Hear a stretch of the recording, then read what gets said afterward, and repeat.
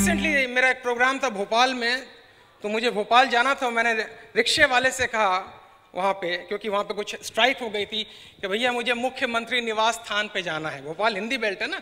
तो रिक्शे वाले ने कहा, excuse me, I did not get you. You know, I was taken aback. I said, who says India is not growing? India is growing. तो मैंने उनसे कहा, भाई साहब माफ कीजिए, I'm sorry, मुझे चीफ मिनिस्टर हाउस पे जाना है। बोला ऐसे हिंदी में बोलिए तब समझ में आता है।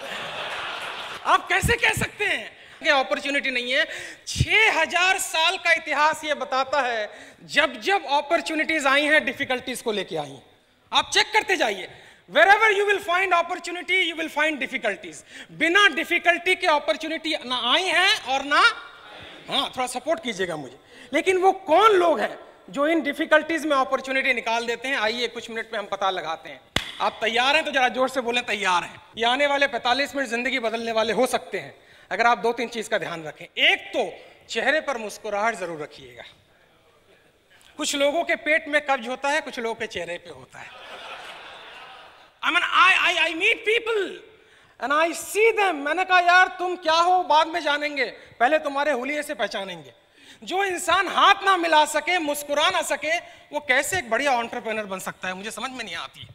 क्योंकि फर्स्ट इंप्रेशन इज, और and you don't get second chance to create first impression. अब अगला मौका मुझे नहीं मिलेगा, जो करना है मैं इसी में कर डालूंगा। ये आपको सोचना है। तो एक तो चेहरे पे जरा मुस्कुराहट रखिएगा।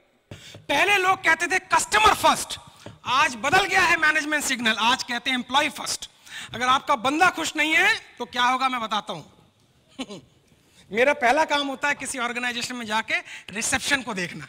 हो सकता है वो बहुत खूबसूरत हो सकता है, लेकिन मुझे उसकी बाहरी खूबसूरती से कोई लेना देना नहीं है, क्योंकि उसका अगला वाक्य क्या आने वाला है वो जिंदगी बदल देगा। मैं एक बहुत ही पॉपुलर स्कूल में गया, वहां मेरा प्रोग्राम था और रिसेप्शनिस्ट ने बहुत अच्छा मेकअप कर रखा था। She was very pretty, okay. और जब मैं उनसे कहा, excuse me madam, I am here to give a presentation, I was invited by your principal, उसका जवाब, for what? If you don't know right English please don't talk. अगर आपको सही अंग्रेजी नहीं पता है तो कृपया हिंदी में बात करें, क्योंकि प्रोफेशनल वर्ल्ड में a wrong English leads to disaster. आपके क्लाइंट है वो ये नहीं जानेंगे कि आप प्रैक्टिस कर रहे हो। जैसे मैं पब्लिक स्पीकिंग की ट्रेनिंग देता हूं लोगों को, तो मैं अक्सर कहता हूं मंच पे प्रैक्टिस मत करना, परफॉर्म करना। कुछ लोग मंच पे आके प्रैक्टिस करते हैं। मंच प्रैक्टिस करने के लिए नहीं है, आपके पास लिमिटेड टाइम है। लिमिटेड टाइम में आपको डिलीवर करना है, तो आपको अपना कंटेंट पता होना चाहिए, आपको पता होना चाहिए आप क्या बोलेंगे। इस रिसेप्शनिस्ट की पहली लैंग्वेज ने मेरे सारे एंटीना खड़े कर दिए। तो मैंने जाके प्रिंसिपल को बोला, पहले मुझे आप इनके साथ 1-to-1 सेशन लेने दीजिए। और मैंने रिसेप्शनिस्ट को सामने बुलाया और मैंने कहा, मैडम आप आइए और मैं यही बात आपसे पूछूंगा, व्हाट? 80% कस्टमर इसलिए वापस चला जाता है क्योंकि आपने अच्छा उसको रिसेप्शन या वेलकम नहीं किया है।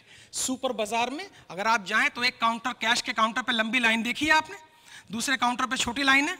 जनरली हम क्या करते हैं, छोटी लाइन में खड़े हो जाते हैं और वही सबसे लंबी लाइन होती है। क्यों?